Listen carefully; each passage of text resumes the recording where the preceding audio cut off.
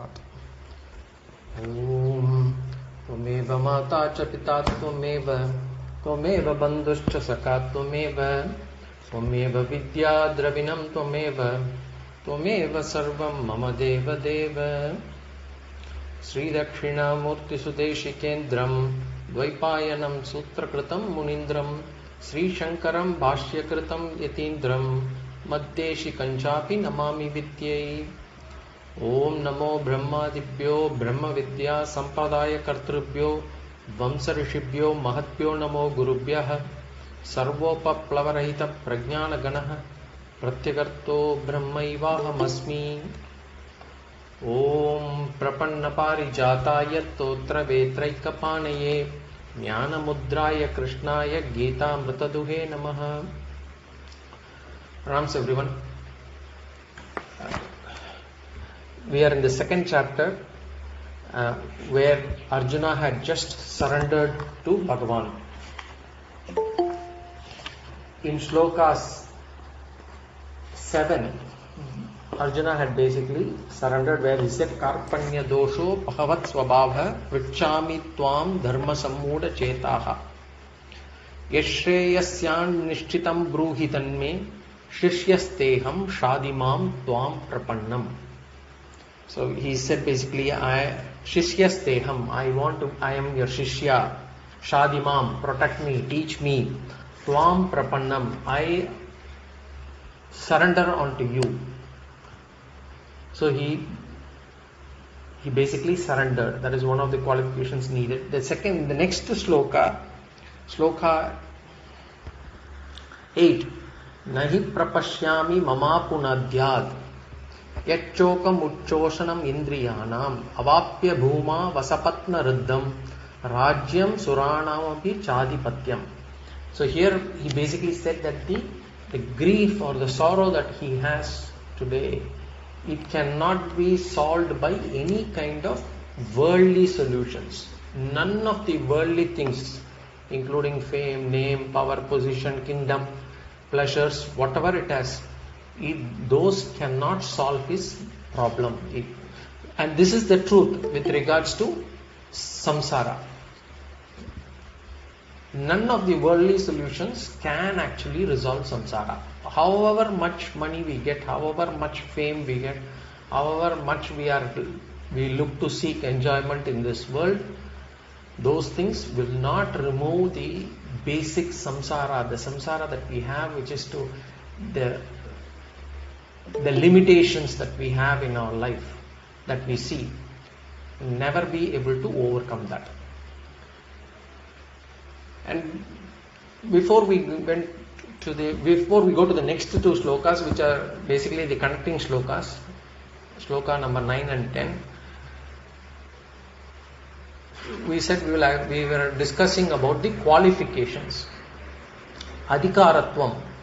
Adhikāritvam meaning qualifications needed for Vedantic study.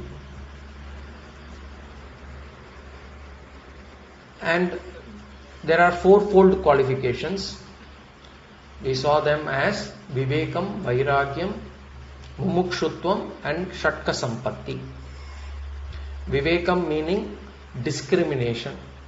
Discrimination, what do we discriminate? Discriminate between what is Nityam and what is Anityam. What are the things that are there in this world which are Anityam, as against what is the Nitya Vastu. This understanding is very important. Only then we will be able to realize or understand that there is nothing in this world which is permanent, including our own body. In none of the relations, none of the things, money, fame, nothing is permanent. But we should also know that there is something which is permanent. So there is something which is eternal. What is that? We don't know. So first we have to understand that the world is ephemeral, the world is transient. Then the next qualification is actually Vairagya. Vairagya means dispassion. Dispassion as in A mind that is not constantly seeking enjoyment.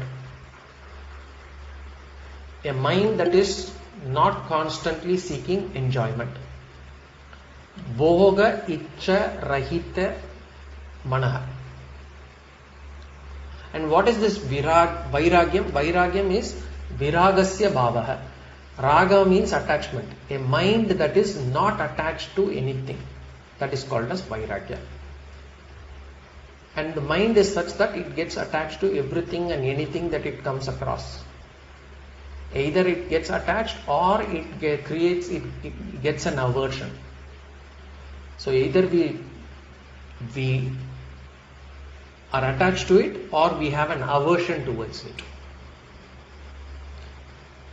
That is wrong. So the idea is to actually mellow down that and have a mind which is equanimous. It does not have any kind of strong likes and dislikes. So not having any kind of strong likes and dislikes is Vairagya. And what is this? Where do we need to have this attitude of Vairagya? The attitude of Vairagya we need to have on the impermanent things. On the impermanent things we need to have Vairagya. The bhavana that we have to show towards anitya vastu is Vairagya. And Vairagya requires a special effort. It does not come on its own. Viveka can be got through constant reading, constant shravanam, constant reflection, the experience of the world. We will be able to understand and be able to assimilate Viveka. But Vairagya requires special effort. It's not easy to get Vairagya. What we should understand, how do we actually get Vairagya? Actually, there are various sadhanas. If I have to put one single sadhana which will lead us to Vairagya, if we can say that, then it is to live a life dharmically. If we follow dharma in life, we will attain Vairagya sooner or later. Of course, there is also a sadhana called Karma Yoga. What is Karma Yoga? We will be able to see this in this chapter itself, chapter 2, and then in chapter 3 we will go in detail. Karma Yoga is another sadhana that will help us build Vairagya. Remember, Vairagya does not mean any kind of aversion or hatred towards worldly things. It does not mean running away from things. People try to, when they are very unhappy with the life, they would say that they had got Vairagya and they want to run away to Kashi or some other place to take sannyasa. That is not called Vairagya. Vairagya cannot come immediately. It has to come over a period of time.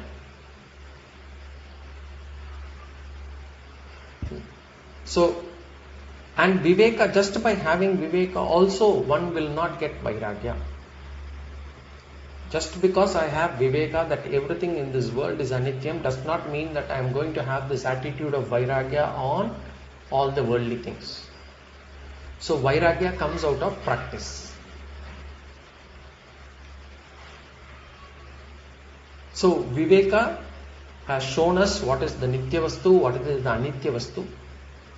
Vairagya is the attitude that we need to have on Anitya Vastu. And then the attitude that we have to have on Nitya Vastu is the third qualification called Mumukshutvam or desire. Mumukshutvam or desire.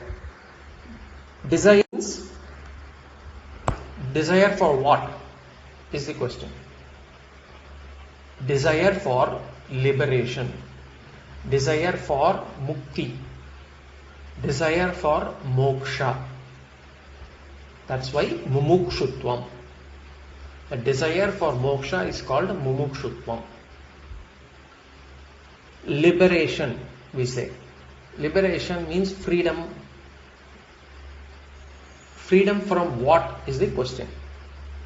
So by having moksha or by attaining moksha, we are getting liberated. Liberated from what? Liberated from the problems caused by depending on the world. Liberation from samsara. Freedom from samsara. Freedom from anitya vastu leaning. We constantly lean against the anitya vastu. We constantly lean on the anitya vastu, which is the world, which is the people, objects, situations, relations, possessions, for our emotional attachment, for our emotional satisfaction, for our contentment, for fulfilling ourselves. We find, I don't have this, if I have that, I will be happy, contented. I don't have this person in life, if I have this person in life, my life will be full, my life will be happy. If I don't have this house, if once I buy this house, I will be happy. I don't have this job, I don't have this promotion, once I get that promotion, I will be happy. We are constantly searching for things that will make us full, happy, contented. And this is like a mirage. We will constantly go in search for it, we will achieve it, and yet we will realize that in a few days' time, we are back to square one.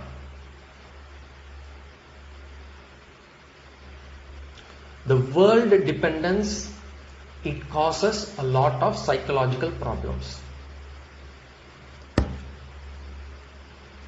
Depending on the world, when I say the world, it includes people, possession, objects, relations, situations, all those. And the first psychological problem this world dependence causes is the insecurity.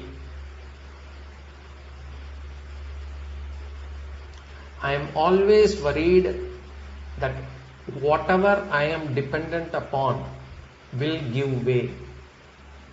There is a constant insecurity, whether this person will be in my life throughout, or whether this thing will be with me for throughout, whether this situation can last, whether my health will be always like this. There is always a constant worry, and especially if it involves people, there is a constant worry of rejection also. Will the person accept me? Will the person reject me? Though the people who liked me, will they continue to like me? Will they like me permanently even after I am gone? There is this feeling that when people are in their late 70s and 80s, they have this feeling whether the sons, daughters and the grandchildren will still continue to remember them even after their life. So there is this constant insecurity there also. This insecurity with regards to family or everything else, this is one of the psychological problems. The problems of insecurity comes, then there is a problem because of that, worry comes, because of worry there is fear, and because you don't have a solution, then it gets into frustration, disappointment, and then anger, and then it may even manifest as hatred. All these psychological problems are caused by dependence on the world. And we are depending on the world, depending on the so-called unreliable. The world that is unreliable, we are depending on that. Everything in this world keeps changing, including the minds of people. So we cannot expect somebody to have the same feeling for us at all times. Forget that even our mind will not be the same. What we liked 10 years ago, we do not like it now. What we didn't like 10 years ago, we like them now. So nothing is permanent. Nothing is static. Everything is dynamic, changing. And it is not the problem of the mind. It is not the problem with the people. We try to find fault with the people around us, with the situation around us. If only my spouse was like that. If only my boss was like that. If only my children were like that. If only I had money when I was growing up. If only I had the right education. If only, and we try to put the blame on the situation outside. It is not the problem of the world, but it is our problem that we expect permanence out of impermanence. The problem is our wrong expectation. The issue is our wrong expectation. And the problems caused by these wrong expectation or dependence, that is called as samsara. So Mumukshutvam is basically a strong desire to come out of samsara, to be free from samsara. So this is Mumukshutvam.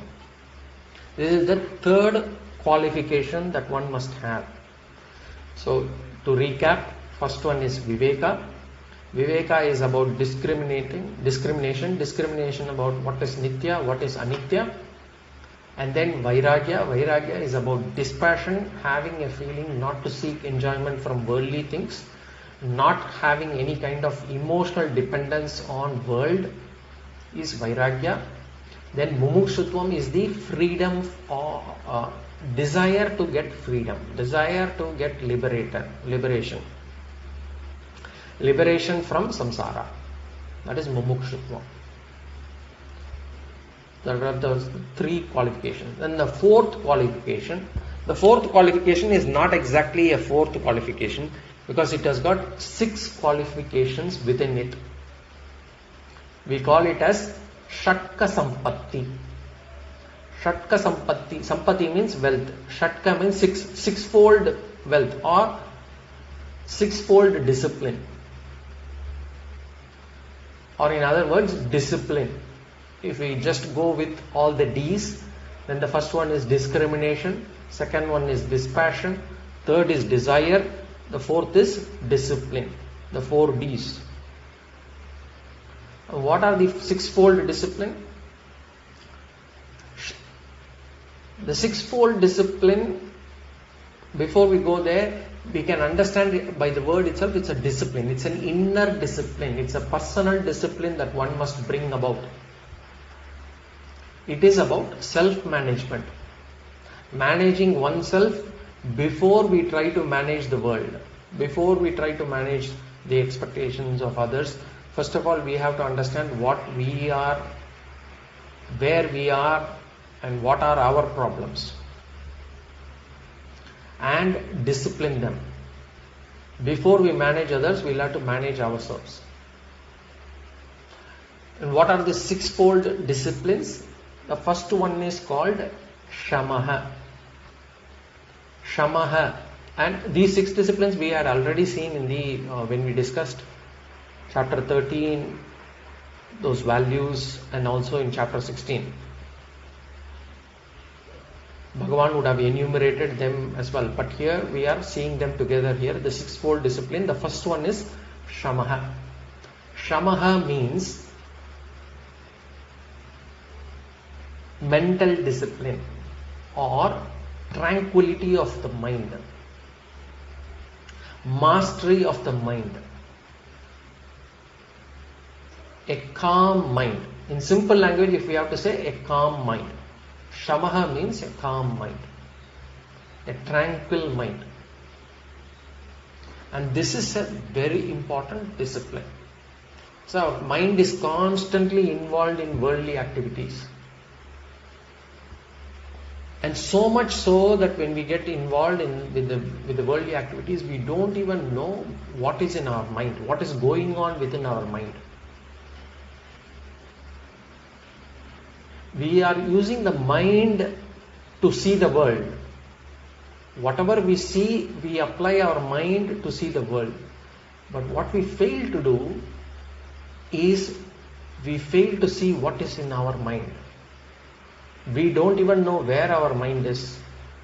What are the problems of our mind? And this is an important sadhana. That's why one of the devotees, one of the bhaktas, they say to Bhagavan Ishvara, please give me my mind, because my mind is not with me. And that is true for all of us. Our mind is constantly going out. We want to judge others, we want to see what is others doing, we want to actually, the mind goes to the past to actually identify some areas where we can take up some guilt, or identify certain things from the past where we can actually find ourselves hurt, and then find causes for that, causes being other people, other situation, other things. Or the mind goes to the future, tries to see some situations out of it, and then creates some anxiety within itself, some fear. So the mind is always going out. We do not see what is in our mind.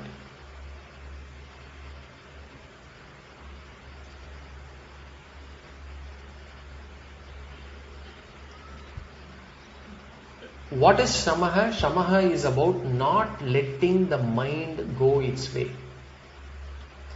When the mind goes to the past, when the mind goes to the future, or when the mind starts extrapolating things, or when the mind tries to imagine things, not letting it have its way is called Shamaha.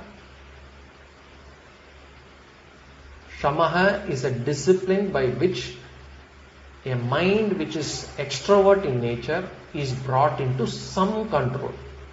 We cannot control it totally, but it should be in a position where when we order it, it should be able to stop itself.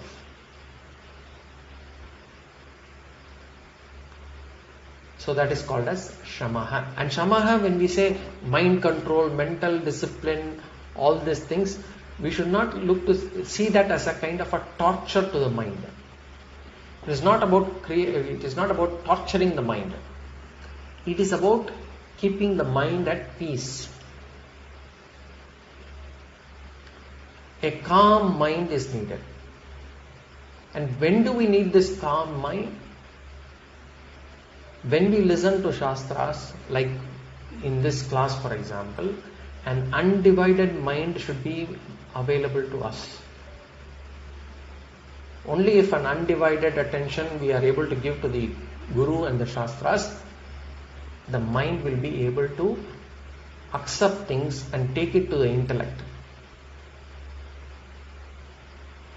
Otherwise, we might be physically present, but the mind may be elsewhere. So the mind should not be thinking, after this class, what do we need to do? Where do we need to go? Who will be coming to our house? Or tomorrow, what should I do for work? Or before going to office, what should I do? Those kind of things should not be there. An undivided mind, an undisturbed mind is essential for Shastra Shravana. Because this being a subtle subject, whatever is being taught, it's so subtle that it needs to have a sharp mind, a clear mind, a calm mind for that to be able to understand.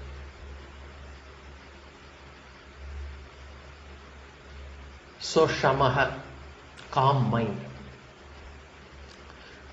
The second of the sixfold discipline is Damaha.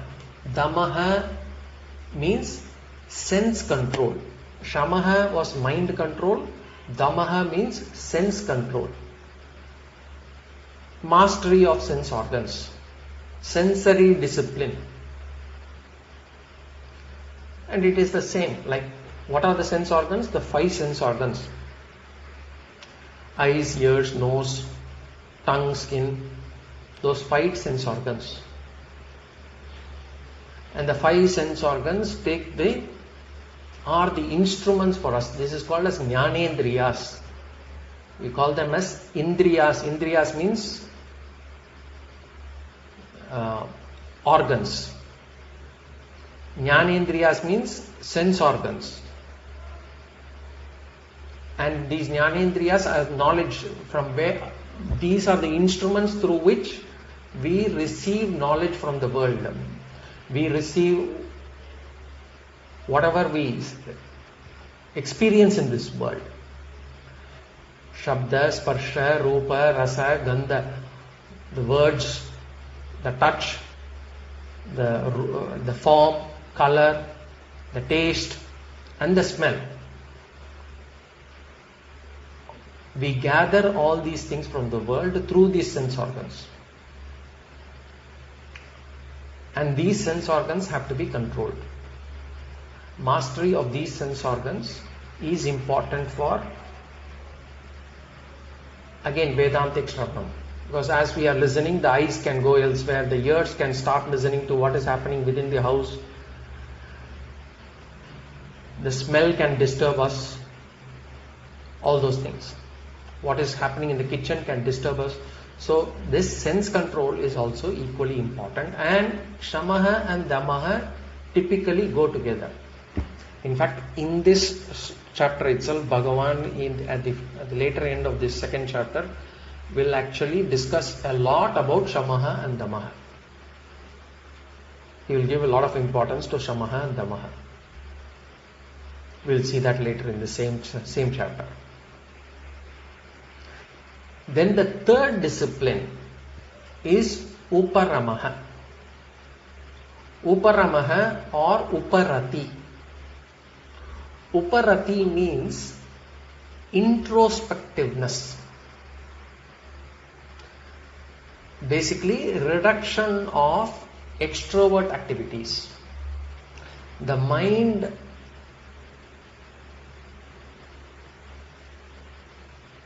controlling the mind so that it is actually, or making sure that the mind is able to give some quality time for self-inquiry.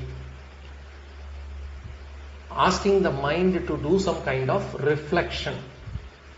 That is called as Uparamaha. Uparati.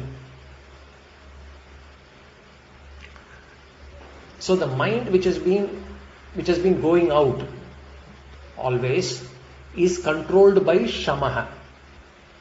Then that is Shamaha. Then to make the mind look inward is called Uparamaha. So that is called as Uparati. So Shamaha and Damaha are needed to quieten the mind, to discipline the mind. And we will have to maintain that same level of discipline. With the same level of discipline, if we are able to focus the mind inward, is called as Uparamaha or Uparati. So we have seen 3 of these sixfold disciplines: Shamaha, Damaha, Uparamaha. All 3 are related to Sukshma Sharira, sense organs and mind. Mind and sense organs. Now the 4th discipline within the sixfold discipline, Shatka Sampatthi, the 4th one is called Titiksha. Titiksha. Titiksha means forbearance. Forbearance, endurance we can say. Endurance. Or we can say tolerance. Tolerance. Being patient, be able to tolerate things, be able to be patient with things around.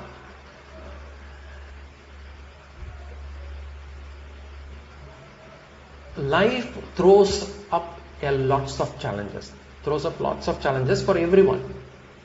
Everyone go through everyone have their fair share of challenges in life. And when we are having these challenges, having mental toughness is very important. To face all types of experiences in life,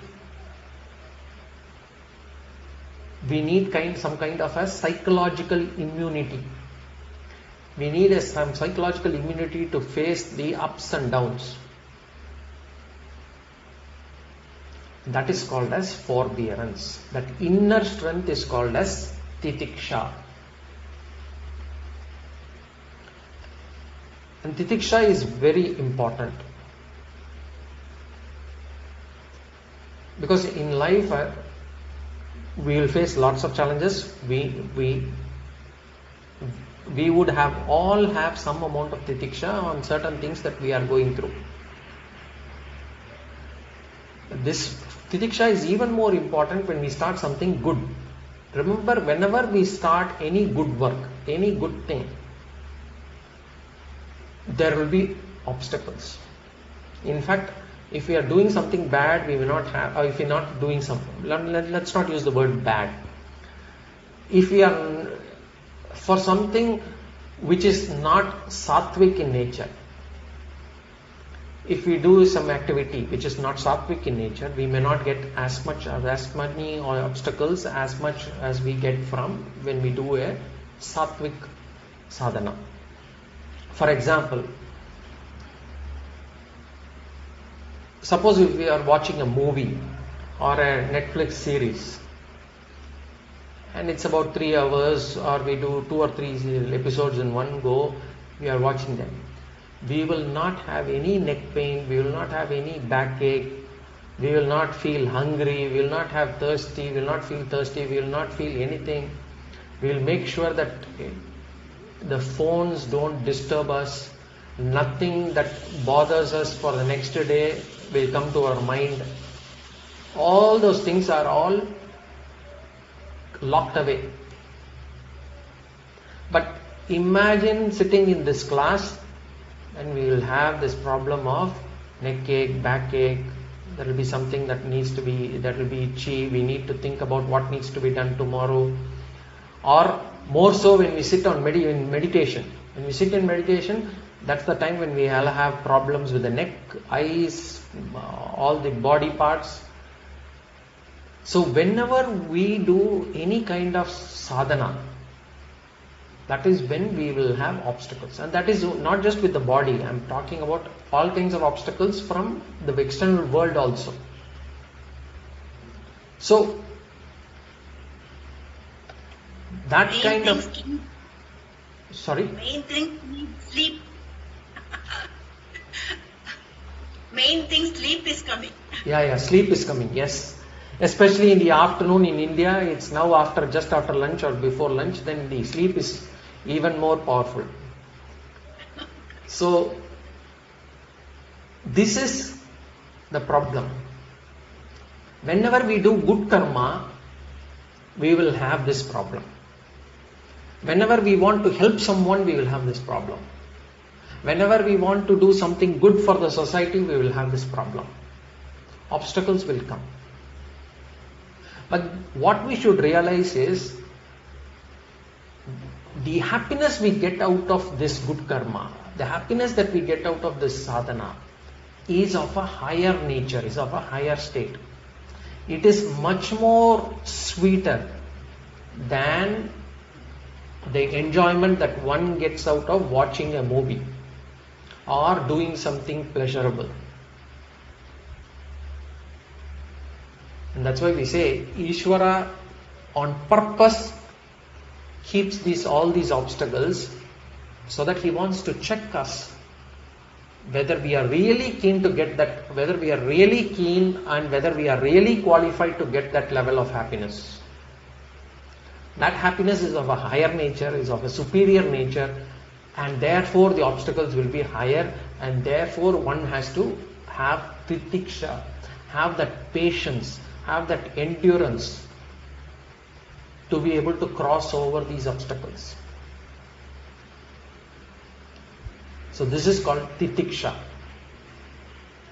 And Bhagavan will talk about titiksha in a few slokas in this chapter also. In the same chapter, titiksha will also be discussed by Bhagavan. So titiksha is important.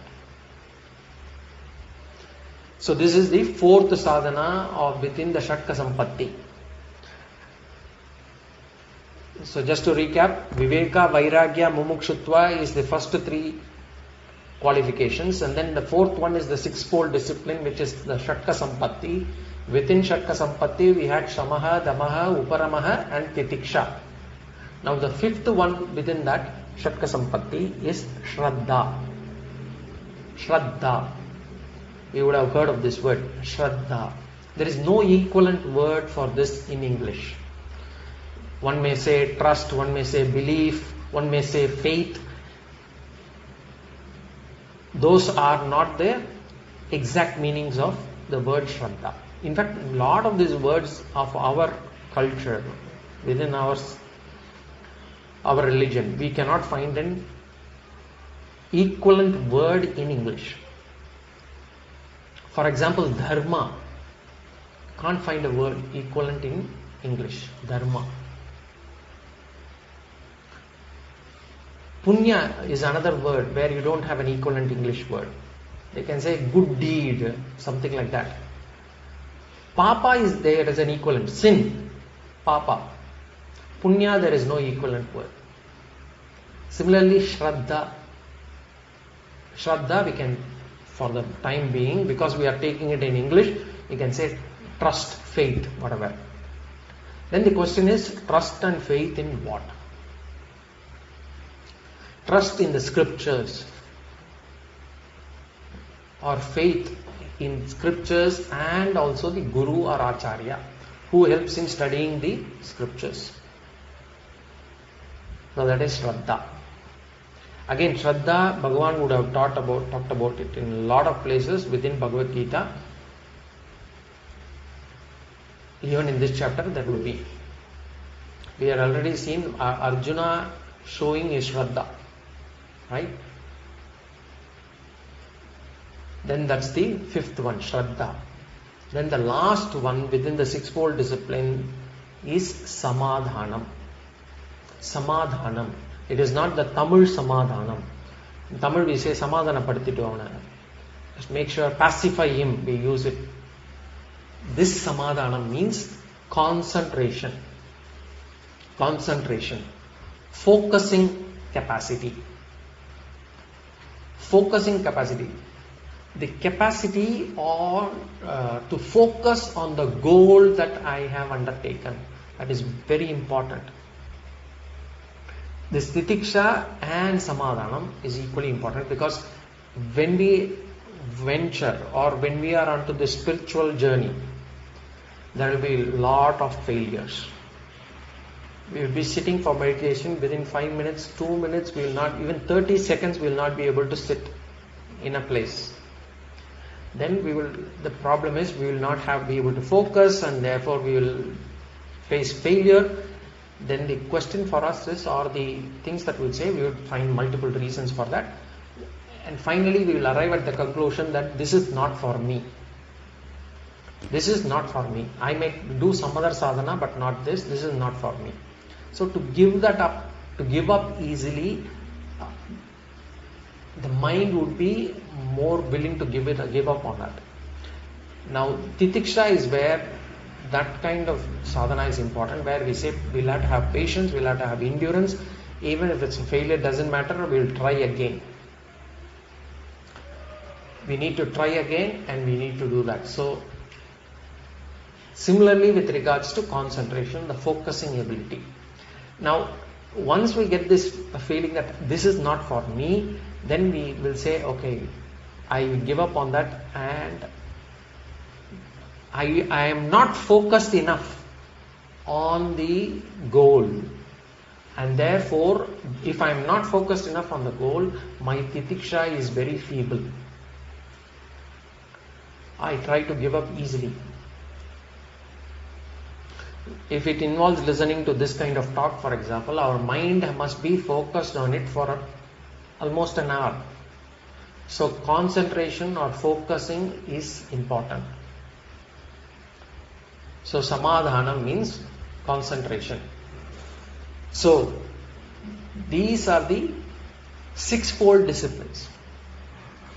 So through Shamaha, Damaha and Uparamaha, we bring the mind to our control. The mind, what mind? The mind which was wavering, the mind which was extrovert, we have been able to stop it. We have been able to control it. We have been able to calm it through Shamaha and Damaha. And then once it has been made calm, we have been able to retain it through Uparamaha. Now this mind has to be strengthened through Titiksha. So this mind which has been calm and retained now is strengthened through Titiksha. The mind is qualified through Shraddha, so that it is qualified now to gain Jnana, to gain that knowledge, knowledge of self, knowledge of Ishvara. And that mind now, once it is into Jnana Yoga, it has to focus on that knowledge, and that is got through Samadhanam. So that is how these qualifications are related. So that focusing is called as Samadhana.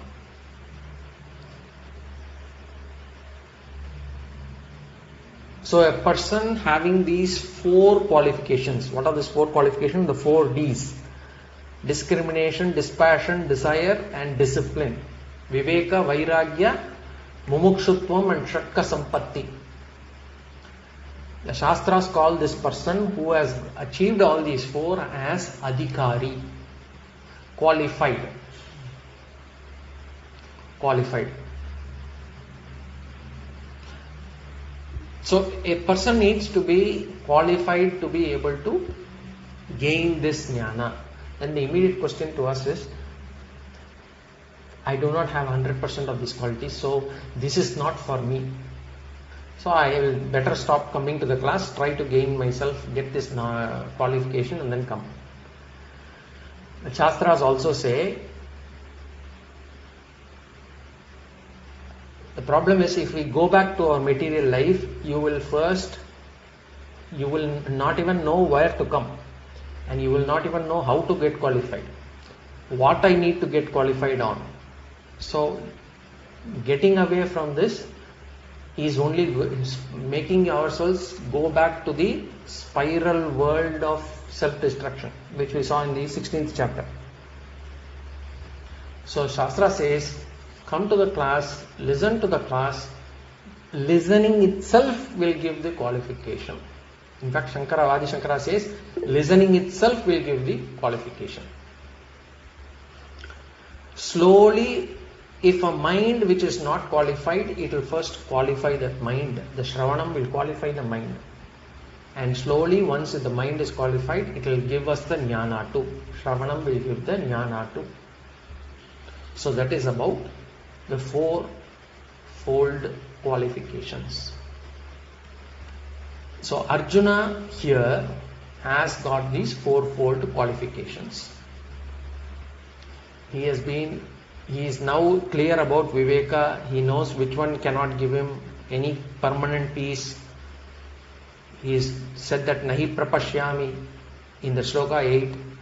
He has got Vairagya. He is willing to give up everything and go to the he was willing to become a sannyasi. He's got that Vairagya. He's got Shamaha, Damaha. Otherwise, he had done so many tapas. He has done tapas to get Pashupata Astra and all those things. He can control the mind. He can control his senses. He is focused. He's got Shraddha on Bhagavan. He's been able to do Uparamaha. He's got Titiksha. He can withstand pain. He can withstand sleep. He is called as I think Gudakesha. One who has actually won over sleep. So he has got all qualifications. He is a qualified student. So the only thing that was not there before for Arjuna was that he had not surrendered on to the Guru, and now he had done that. He has said that, Shadimam, please teach me. Tvam Prapannam, I am surrendering on to you. I am your Shishya, please protect me. And he said that directly in as many words. So Arjuna is a qualified student. So Bhagavan is giving this knowledge to Arjuna. Arjuna was very clear. I have surrendered on to you, not as one of the options. He said, I do not see any path other than you. Only you should save me. That kind of a strong Shraddha and some surrender. Sharanagati he had done. And he said that the sorrow that I have is not an ordinary one. It cannot be removed by wealth or kingdom. Therefore, you are my savior. So Arjuna ended his speech that way. Now in Sloka, the next two slokas, 9 and 10, as I said, are connecting slokas. Basically, the channel of communication goes from Arjuna to Bhagavan, and Bhagavan is going to start the Gita Upadesha from Sloka 11. So 9 and 10 is basically connecting sloka where Sanjaya comes into the picture. Sanjaya is basically going to narrate. So we will see what he says. Sloka 9. Sanjaya Vacha Eva Muktva Rishikesham Gudakesha Parantapah Nayotsya iti Govindam Uktva Tushnim Babuvah Eva Muktva Rishikesham Gudakesha Parantapah Nayotsya iti Govindam Uktva Tushnim Babuvah. So Sanjaya said, having spoken, I will not fight. So Sanjaya Vacha means Sanjaya said. Evam Uktva. Uktva Evam. Uktva Evam means having spoken thus. Having spoken thus, as in this manner. So whom he is referring to? He is referring to Arjuna. Having spoken thus, which means in as many words. What did Arjuna say? All those things. Right from Katam Bhishma Maham Sankhe Dronam Cha Madhusudana Yishubi Pratiyosyami Puja Hara Varisudana, from Sloka 4 until Sloka 8. Having spoken thus. To whom did Arjuna speak? Hrishikesham. Hrishikesham means Bhagavan Krishna. Hrishikesha means, another meaning for Hrishikesha is master of all the organs, master of sense organs, master of the mind. So Bhagavan is a master of his own sense organs. That also means Bhagavan knows the mental condition of Arjuna. Gudakesha, in the sloka itself comes. Gudakesha means, it is actually, Gudakesha talks about Arjuna.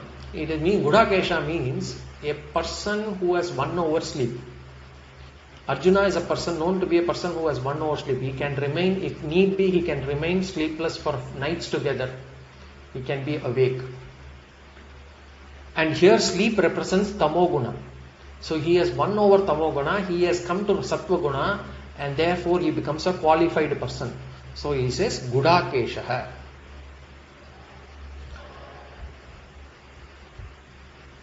Remember, Sattvaguna is important.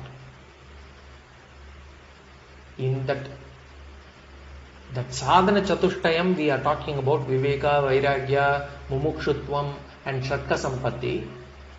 It is all to actually bring us to Sattvaguna. The Sattvaguna is very important for Vedantic learning.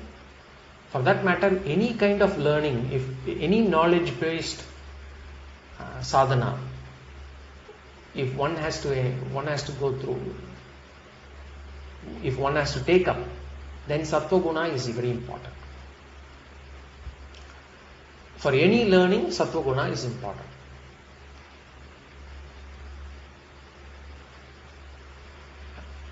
I hope you all are aware of Sattva, Rajas and Tamas. Sattva Guna is basically the Guna which is calm, peaceful, mind, contemplative. That kind of a mind is called as Sattva Guna. That kind of character is called as Sattva Guna. Rajasic means one which is an extrovert, always full of energy, passion. It can come with anger, all those kind of things. The energetic person is called as Rajas. And the Rajas mind can be wandering. It can be restless intellect. For a Rajasic person, give him some action, he will be able to deliver. He will be able to do things physically. But ask him to sit quiet, do nothing and be contemplative, study, he will not be able to do that. So that kind of a person is Rajasic. Then of course you have Tamasic. Tamasic is basically where the mind is lazy, a person who is trying to be lethargic, who doesn't want to do anything, who wants to sleep all the time, who is dull, ignorant. That kind of a person is Tamasic. The mind for us, it oscillates between Sattva, Rajas and Tamas. We need to have all three. In the early morning, our mind is supposed to be sattvic. So where we are able to do contemplation, meditation, studying and all those things. As we go into the day, the mind becomes active. And it is ready for action. And therefore, all our activities are done during the day. Then as the evening comes through, the mind and the body becomes dull, sleepy, lazy, and that's why we are able to go to sleep. So we need and no learning can take place. And therefore we need all these three gunas. The mind will go from one pradhana, one guna pradhana to another. Sattva guna pradhana to Rajo guna pradhana to Tama guna pradhana.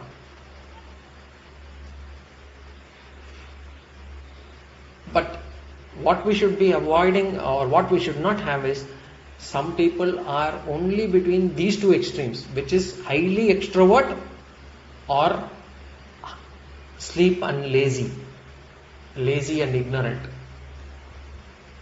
So sometimes if the mind is only oscillating between these two extremes, then that is not fit for learning Vedanta. A sleepy, dull mind cannot take this knowledge. Just as a highly extrovert mind cannot take this knowledge also. So what we need is a sattvic mind, which is a non-extrovert mind and wakeful mind. So neither Rajasic nor Tamasic mind is called as sattvic. Or we can say Tamasic to be neither sattvic nor Rajasic. So a wakeful mind, a non-extrovert mind, a receptive mind, a registering mind is called a sattvic mind. And Sanjaya says, Arjuna has got this mind. Guda Keshaha. And what else he describes Arjuna as? Arjuna, he says, Parantapaha. Parantapaha means destroyer of enemies. Which means Arjuna is a great warrior. There is no doubt about it. He has won all his enemies. Whomever he has fought, he has won them all. But now here is a person who has won all the battles in his life, is not able to make the most important decision, or he falters in a place. So the idea is Arjuna, who has been able to master two things, we can say. He's been destroyer of all enemies, and even he can falter. Even he can actually ask for something from Bhagavan. There is something that is beyond him. So a highly materially successful person also need this Vedanta. Even a highly materialistic successful person will not have contentment, will not have happiness. That is one thing. The other thing we can take it is destroyer of enemies. He has won all enemies, but he has not been able to win over his mind. That's why his mind is going towards Bhishma and Drona, the attachment towards Bhishma and Drona.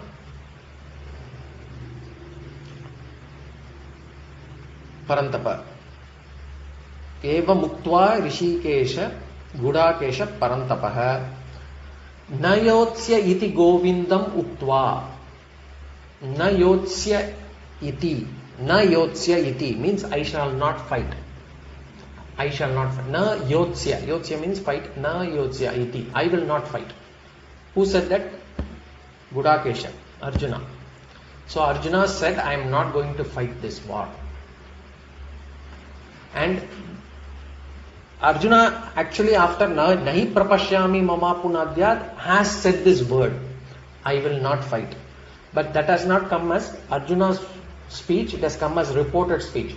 So Sanjaya says, Arjuna said these words, na yotsya iti, I am not going to fight. Because he is not sure whether fighting is correct or wrong, right or wrong, he doesn't know. He says, Bhagavan, you have to advise me, you have to teach me, I don't know what is right or wrong. I am not going to fight until you tell me what it is. So at the same time, I don't want to fight, but I am not going to run away from this battle. Because I don't know even whether running away is right or wrong. So I want to hear from you what you say, and thereafter I will just follow what you say. So this is the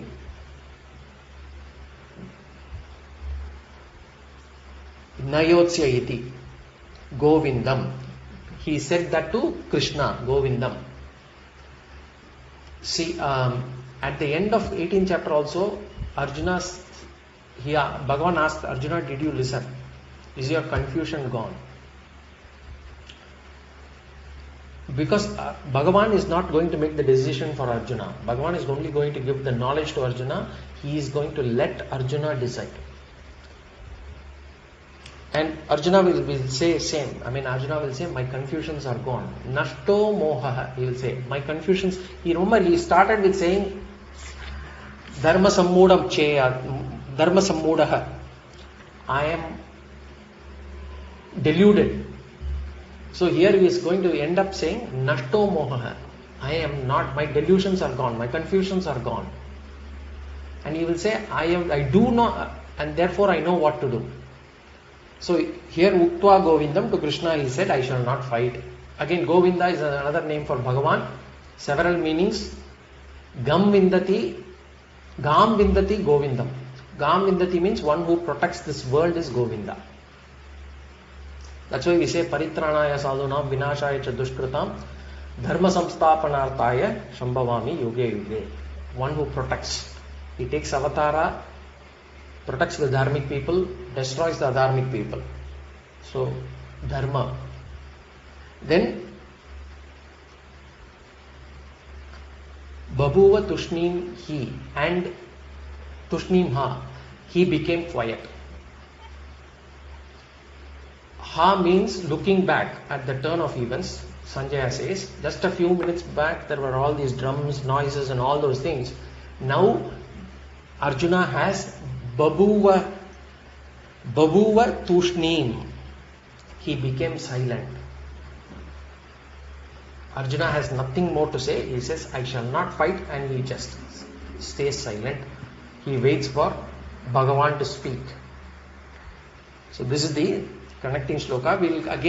There's one more connecting shloka which we'll take in the next class, and from the next class there will be an important section which is the Bhagavan's Upadesha starts in the next class. So from there on, it's very important. All important sections, all important slokas for lifetime. So any questions or comments? Because the call is about to end. Otherwise, we'll take it in the next class. Om Purnamada Purnamidam Purnat Purnamudachyate Purnasya Purnamadaya Purnameva Vashishyate. Om Shanti Shanti Shanti. Harihi Om Shri Gurubhyo Namaha. Harihi Om.